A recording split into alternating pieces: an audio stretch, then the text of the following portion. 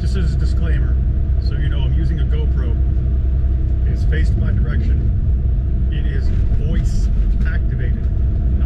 It's voice activated. So I'm not touching it. I got my eyes on the road. Alright, so I want to complain about this new FMCSA rule. So you all are aware of what the sleeper burst split is and what it's supposed to do for you. If you don't know, I'm going to explain what the sleeper burst split does so you understand. You're required by law, by the FMCSA, you're required by law to sleep for 10 hours before you can have your entire clock reset. Your 11 hour and your 14 hour. Now, you start your day, whatever time of the day you're starting with, you always want to start with a full clock. You don't want to go to sleep and wake up with a partial clock, because then you can't finish your day. You got to go back and lay down again and reset your clock. That's how we function. The sleeper burst split gives you the option. So instead of having to sleep a straight 10 hours, let's say you're at a dock and you're unloading, or doing a live unload, and it takes 2 hours for that live unload. Well, that would ordinarily eat into your 14-hour clock, your on-duty time. Even if you put sleeper berth in there, it's still eating into your time. So what the sleeper berth split does is it says you hit the split button and you may use that sleeper burst split in this way. So you sleep for 2 hours, and then the rule was that you finish your live unload, you go back to on duty, and then you go back to drive status. The moment you go back to drive status, you get those 2 hours back. So if you only had, let's say, 4 hours left of driving, now you have 6 hours left of driving, because you weren't driving while you weren't technically on duty doing anything. You were sleeping in your sleeper berth, and you get that time back. Your 14 and your 11 are affected. Well, the new rule by the FMCSA, I had to call Zonar and ask them what the hell's going on. They told me what's going on. So Zonar is who we use, and Zonar has a compliance officer. The compliance officer is required to review any changes by the FMCSA. Well, the FMCSA made this change, so I'm not blaming Zonar. Make that very, very clear. I am blaming the FMCSA, and I'm going to make a phone call, and you should too. The FMCSA made this change. So now, let's say you make a 2 hour stop and you're unloading, same scenario. You don't get those 2 hours back as soon as you go to drive status.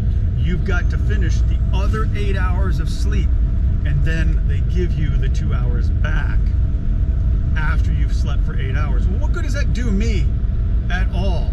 It doesn't do me any good. I'm not going to wake up and start my day with 8 hours of driving. Heck no. So in this case, 9 hours of driving. Heck no, man. Yeah, it is 8. So I'm just going to start. I'm going to sleep 2 more hours, and then I'm going to get my 11 hours refreshed. So I have 11 hours of driving now. Why would I do that? That's dumb. Even if you do a 3-7 split, it's still dumb. I woke up last night after 7 hours of sleeping, and I noticed my time had been reset back to 6 hours from 3. Well, great, but I am not going to wake up after 7 hours and start my day. So that's not going to happen. That's number one.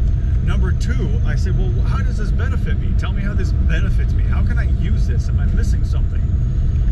And his response was, well, here's what you can do. And I know it's kind of scary, but you can do it this way.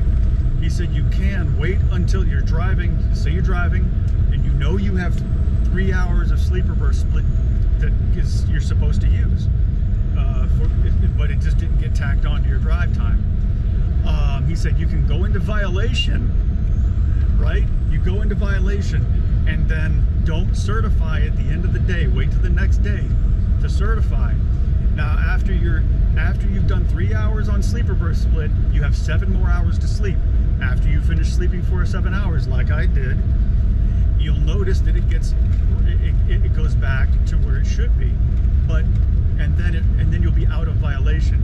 And I was like, oh hell no, I am not going to be driving down the road in violation and then risk some cop pulling me over for some DOT pulling me over for some miscellaneous thing and noticing, oh look, you're in violation, and I have to explain that. Oh no, I don't think so. So effectively, the sleeper berth split is now useless. You can't use it. Now, I don't know if your particular tablet company has come into compliance yet. And if you have not noticed this happening, you will, because that company will need to be in compliance, otherwise they will lose their contract. You don't want them to lose their contract. They don't want to lose their contract.